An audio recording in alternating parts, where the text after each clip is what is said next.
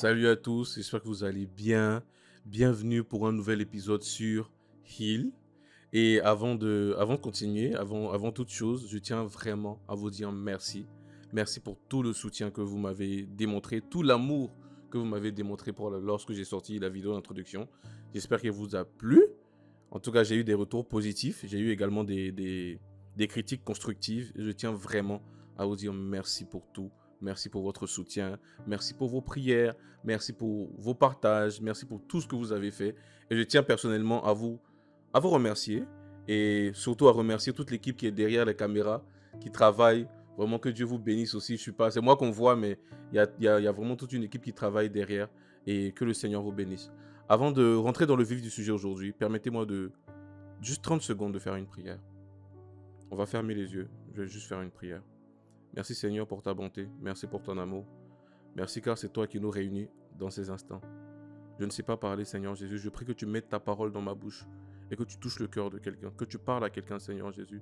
Je prie que tu disposes des cœurs et des esprits, que tu satures l'atmosphère de ton esprit. Merci pour tes bienfaits, que toute ta gloire te revienne dans le puissant et précieux Jésus-Christ. Amen.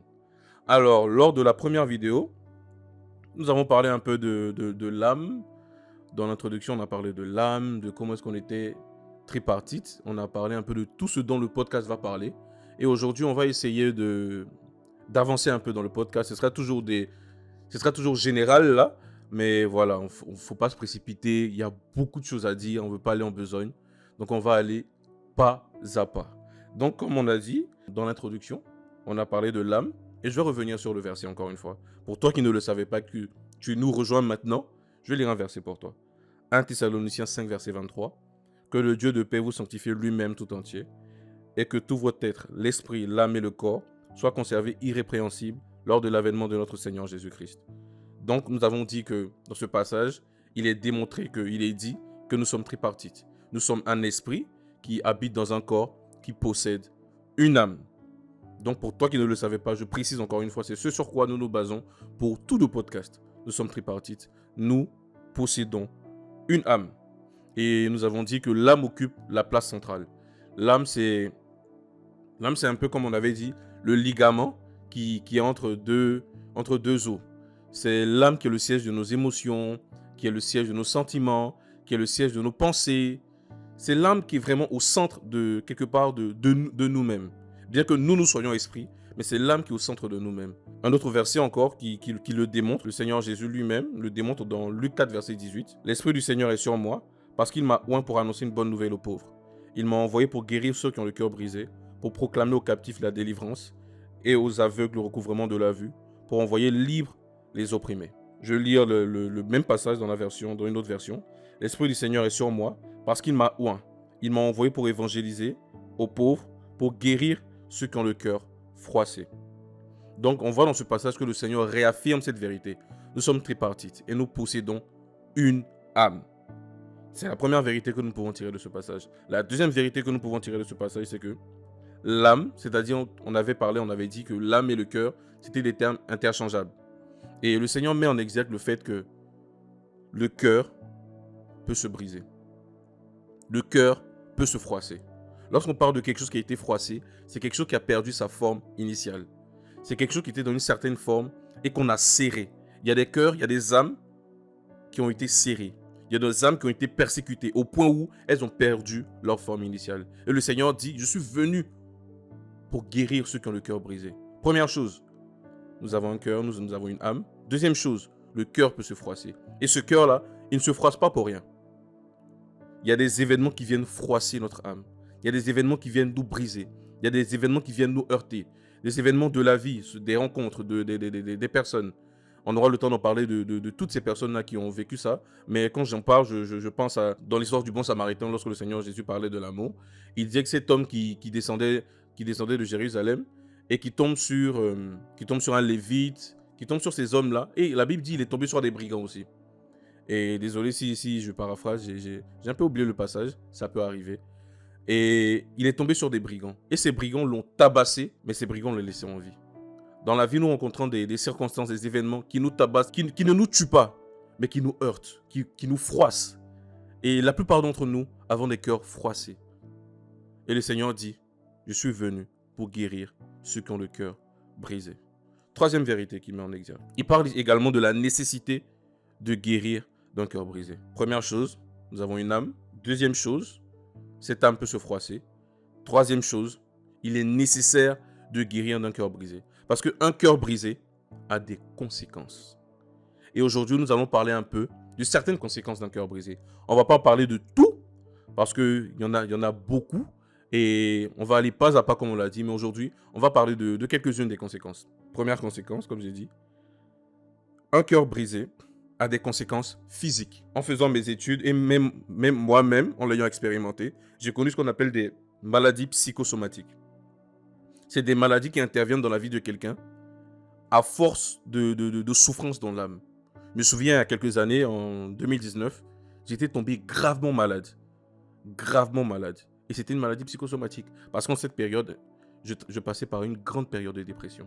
Et il y a beaucoup de gens aujourd'hui, il est prouvé scientifiquement que beaucoup de gens qui aujourd'hui sont victimes du cancer, etc., c'est à cause de l'amertume. L'âme occupe une place tellement centrale dans notre vie qu'elle a le pouvoir d'influencer le corps. On le voit, même quand nous sommes stressés, il y a la plupart d'entre nous, moi parfois quand je suis stressé, quand je suis vraiment stressé, j'ai mal au ventre, j'ai mal à la tête, parce que ce que je ressens dans mon âme arrive à influencer mon corps. Du coup, un cœur brisé a des conséquences physiques. Ne pas vouloir guérir de son cœur brisé, c'est vouloir quelque part s'exposer à certaines maladies. Première conséquence, les maladies psychosomatiques. Un cœur brisé peut rendre malade. Deuxième conséquence, une blessure intérieure peut vous priver de ce que Dieu a prévu pour vous. Et ça, je le dis parce que je n'ai pas encore eu le temps de... C'est pas maintenant que je vais en parler de mon témoignage en profondeur. Je vais juste mettre des bouts d'histoire, mais en long et en large, on aura le temps d'en parler tout le long du podcast. Il y a quelques années, j'étais arrivé à un point où je me suis rendu compte que je devais guérir de mes blessures intérieures. Du coup, je suis allé en retraite. Et j'ai prié, jeûné, cherché Dieu. Et je me souviens d'un songe que j'ai fait. J'étais comme un militaire dans le songe. Et je devais aller, je ne sais pas pourquoi, je devais aller sauver une princesse. Et arrivé au moment de sauver la princesse, c'était un peu comme dans les films de Rambo. Bon, si toi tu connais Rambo, voilà. Je devais aller sauver la princesse et j'ai tué tout le monde, j'ai tué tous les gars. Et il y a le bataillon qui devait venir après. J'étais seul. Et je suis allé et j'ai tué tout le monde. J'ai pu prendre la princesse. Et lorsque je suis sorti, le bataillon est venu. Et je me souviens, il y a tout le monde qui m'applaudissait. J'ai posé la princesse. Tout le monde m'applaudissait. Et je me suis avancé.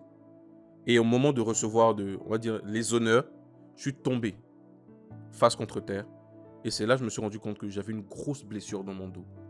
Et alors que je suis tombé, que je vois la blessure dans mon dos, j'entends la voix du Saint-Esprit qui me dit « Tout ce dont tu ne guéris pas aujourd'hui te tuera demain. » Une blessure intérieure peut vous priver de ce que Dieu a prévu pour vous. Peut vous priver de la destinée que Dieu a prévue pour vous. Une blessure intérieure emprisonne votre futur. Il est nécessaire d'en guérir. Parce qu'on verra plus tard qu'une blessure intérieure vient pour courber l'âme. C'est comme un arbre qu'on essaie de couper qui se courbe. Et je peux vous dire une vérité. Un arbre tombe toujours du côté où il penche. Vous devez guérir de vos blessures intérieures. Car c'est la deuxième conséquence. La blessure intérieure peut vous priver de ce que Dieu a prévu pour vous. Dieu peut emmener une bénédiction. Mais à cause d'une blessure, vous pouvez ne pas la reconnaître. Parce que souvent, le bras de Dieu, l'intervention de Dieu est cachée dans un emballage. La gloire de Dieu est cachée dans un emballage de honte. Il faut un certain discernement pour la reconnaître. Mais très souvent, les blessures intérieures peuvent vous en priver. Troisième conséquence, une blessure intérieure transforme une victime en agresseur. Et pour ça, on va lire un passage. Genèse 4, verset 23. Lémec dit à ses femmes, Ada et Tsila, écoutez ma voix. Femmes de Lémec, écoutez ma parole. J'ai tué un homme pour ma blessure et un jeune homme pour ma meurtrissure.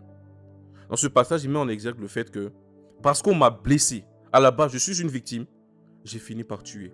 Parce qu'une blessure intérieure transforme. Lorsqu'elle n'est pas pensée, elle vient transformer une victime en agresseur. Il dit, parce qu'on m'a blessé, j'ai tué. Généralement, même une blessure intérieure entraîne ce qu'on appelle la généralisation. On aura le temps d'en parler dans les prochains épisodes. Et une personne qui a été brisée, brise. Une personne blessée, blesse. Parce que lorsqu'une personne est blessée et qu'il n'y a pas un pansement nécessaire du Saint-Esprit, il y a comme un mécanisme en elle qui se met et qui la transforme en agresseur. Vous-même, vous savez, quand quelqu'un est blessé par quelqu'un, un poignard dans le dos, la personne ne saigne pas sur la personne qui l'a blessé. elle saigne sur la personne qui l'accueille. Une blessure intérieure peut vous faire détester les personnes qui vous aiment le plus et aimer les personnes qui vous détestent. Parce que vous êtes blessé, comme j'ai dit, la Bible dit un cœur joyeux est un bon remède. Moi, j'ajoute en disant, un cœur brisé est un réel poison. Et pour vous, et pour les personnes qui sont autour de vous. Il faut en guérir. Il faut impérativement en guérir. Et j'ai parlé de Karaba lors du premier épisode. Je vais revenir sur l'histoire quelques instants. Où on voit ce personnage, cette dame. Pour vous qui ne le savez pas, Karaba, c'est un bambara qui veut dire contraint. Contrainte. C'est quelqu'un qui a été forcé. C'est pour ça qu'on l'appelait Karaba. Et en fait, c'est l'histoire d'une dame qui est devenue Karaba, la sorcière. C'est l'histoire d'une victime qui est devenue l'agresseur. Parce qu'elle avait une blessure, c'est-à-dire elle a connu un viol collectif. Et parce que cette blessure n'a pas été pensée, ça s'est manifesté par une épine qui était dans son dos. Et on voit, lorsque Kirikou retire cette épine, on voit Karaba presque ne plus être Karaba, être totalement changé. Et là, elle retourne au village, les gens ne l'acceptent pas au début, mais on finit par l'accepter. Toute personne blessée, qui ne cherche pas à rentrer dans un processus de guérison, a comme une épine dans son dos. Et cette épine est le symbole de l'agresseur. Et le symbole, lorsque quelqu'un est blessé, il arrive qu'une situation vient toucher cette blessure, cette personne se transforme en agresseur.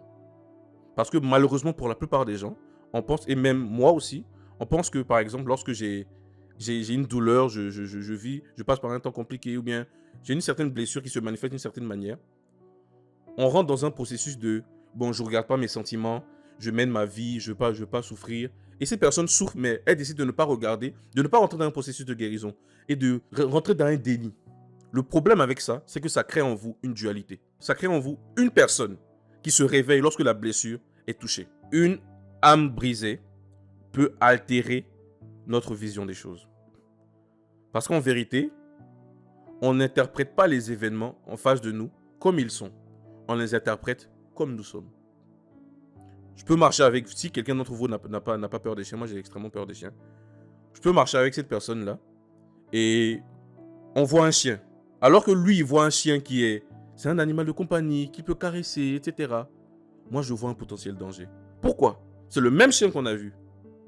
Mais tout simplement parce que, en nous, il y a des informations différentes. Donc, ayant vu le même chien que lui, je l'interprète différemment parce que en moi, il y a des informations. En moi, il y a des choses que j'ai vécues. Ça veut dire que c'est comme le genre de personne, par exemple, tu chantes toujours au groupe musical. Un jour, lors d'une répétition, on dit, bon, tu chantes pas ce dimanche. Tu le prends mal. Alors que peut-être c'est juste parce qu'il y a eu quelque chose où on te programme pour un autre dimanche, mais tu le prends mal. En fait, tu interprètes mal les événements parce que tu es blessé. Parce que nous sommes blessés. On interprète mal parce qu'on est blessé. Quelqu'un va te dire quelque chose, c'était même pas dans l'intention de te faire du mal, mais toi, tu le prends mal. Ça te froisse. Tu dis, moi, je me mets dans mon coin. Tu vois juste des personnes en train de parler entre elles. Tu te dis, ils sont en train de parler de moi. Pourquoi? C'est tout simplement parce que tu es blessé. Et c'est une conséquence des blessures intérieures. Prochaine conséquence, et je pense qu'il est la dernière que j'ai relevée pour aujourd'hui. Une blessure intérieure enfante des convictions et des désirs, des intentions. Je vais lire un dernier passage, sûrement, ou avant-dernier. 2 Corinthiens 10, versets 3 à 5. Si nous marchons dans la chair, nous ne combattons pas selon la chair. Car les armes avec lesquelles nous combattons ne sont pas charnelles, mais elles sont puissantes par la vertu de Dieu pour renverser les forteresses. Nous renversons les raisonnements et toute hauteur qui s'élève contre la connaissance de Dieu, et nous amenons toute pensée captive à l'obéissance de Christ. Dans ce passage, l'apôtre Paul met en exergue le fait que nos armes sont puissantes, mais il parle de forteresses. Les forteresses, c'est un système de pensée. Et généralement, une blessure ne vient pas seule. Mais lorsque quelqu'un a une blessure en lui, cette blessure installe un système de pensée. Ça fait que cette blessure enfante en lui une manière de penser, une manière de réfléchir. On l'a lu tout à l'heure, on l'a lu dans l'épisode passé, Luc 6, verset 45, c'est de l'abondance du cœur que la bouche parle. Ça veut dire qu'il y a tout un raisonnement qui vient en lui, qui vient asseoir la blessure en cette personne-là. Une blessure enfante des désirs. Et généralement, ça fait que tu auras quelqu'un, parce qu'il a une femme, elle a vu son père être maltraité, sa mère être maltraitée par son père. Son père était petit, elle va grandir avec une forte conviction. Non, moi je veux un homme grand. Et elle est assise sur ses convictions. On a des convictions comme ça, nous tous. Quand on étudie bien, en fait, cette conviction a été enfantée d'une blessure. Et j'ai réalisé que le plus important, en fait, les convictions en elles-mêmes ne sont pas mauvaises, mais c'est la base de ces convictions, c'est la source de ces convictions qui sont très souvent mauvaises. Et j'ai réalisé que dans notre vie, nous avons énormément de convictions, énormément de désirs, énormément de projections de la vie que nous avons qui sont tirées de nos blessures. Et très souvent, les blessures sont inconscientes.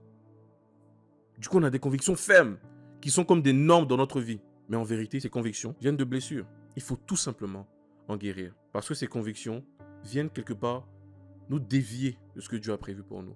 Dieu a prévu quelque chose pour toi, mais à cause d'une blessure, tu as une certaine conviction dans la vie, fait que tu te détournes du chemin de Dieu pour toi. Nous devons guérir de nos blessures intérieures. Mais très souvent, elles ne se voient pas. 2 Samuel 9, parlant de Méphibosheth, concernant une illustration qu'un homme de Dieu a fait un jour que j'ai beaucoup aimé. C'est l'histoire de David qui décide d'inviter quelqu'un. À partir du verset 1, David dit « Reste-t-il encore quelqu'un de la maison de Saül pour que je lui fasse du bien ?» à cause de Jonathan. Et plus tard, on va voir qu'on va on va dire que Jonathan avait encore un fils qui était Méphibosheth. Je vais lire le passage. Verset 11. Il dit au roi, ton serviteur fera tout ce que le roi, mon seigneur, ordonne à son serviteur. Et Méphibosheth mangea à la table de David comme l'un des fils du roi. En fait, Méphibosheth était perclus d'une jambe. Si on veut bien analyser la scène, si par exemple on se met au temps du roi David et Méphibosheth qui sont à table, imaginons que le roi et Méphibosheth sont en train de manger et toi tu rentres dans la salle. Lorsque tu vas rentrer dans la salle, tu vas voir deux hommes, non des personnes en train de manger. Et tout le monde, tout ce qu'on peut voir ici, comme vous actuellement, ce que vous pouvez voir ici, c'est là où on a coupé. Et généralement, lorsqu'on est assis à table, on voit seulement que le haut. Ça, ce sont nos convictions. Ce sont les convictions qu'on voit, les normes de nos vies. Mais en vérité, Méphibosheth était perclus d'une jambe. Mais pour se rendre compte que Méphibosheth était perclus d'une jambe, il fallait aller sous la table. En vérité, beaucoup de nos convictions, nous ne savons pas qu'elles viennent de blessures, parce que très souvent, nous ne sommes pas assez profonds. Et nous n'allons pas très souvent sous la table. C'est sous la table qu'on voit réellement d'où viennent nos convictions. C'est sous la table qu'on voit réellement. Mais ma manière de faire, est-ce que ça vient de Dieu? Est-ce que ça vient d'une blessure? Et au travers de cet épisode, je vais nous inviter. Comme nous, chrétiens, très souvent, nous sommes à la table du Seigneur. Lorsque nous prenons la Sainte Seine, à la table du Seigneur. Nous servons Dieu, nous chantons pour lui. C'est bien. Mais allons un peu sous la table. Parce que c'est sous la table qu'on voit les défauts de chacun. Je vais inviter, toi qui me regardes, je vais t'inviter, jusqu'au prochain épisode, à regarder sous ta table. À remettre en cause un peu tes convictions. Regarder ta vie, ta manière de penser. Avec l'aide du Saint-Esprit. Dire simplement, Saint-Esprit, fais-moi aller dans mon passé.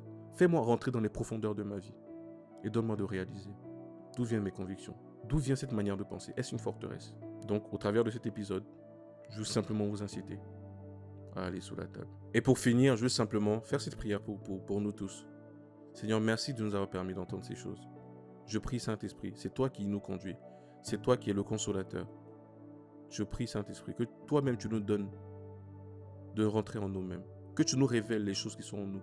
Que tu nous donnes d'aller sous la table et de voir les choses un peu plus en profondeur. Merci car tu le fais, et même pour moi, car moi aussi je suis blessé, et les personnes qui me suivent maintenant. Merci pour tes bienfaits, que toute ta gloire te revienne, dans le puissant et précieux nom de Jésus-Christ. Amen. Merci à toi d'être resté jusqu'à la fin de cet épisode. J'espère que tu as été béni.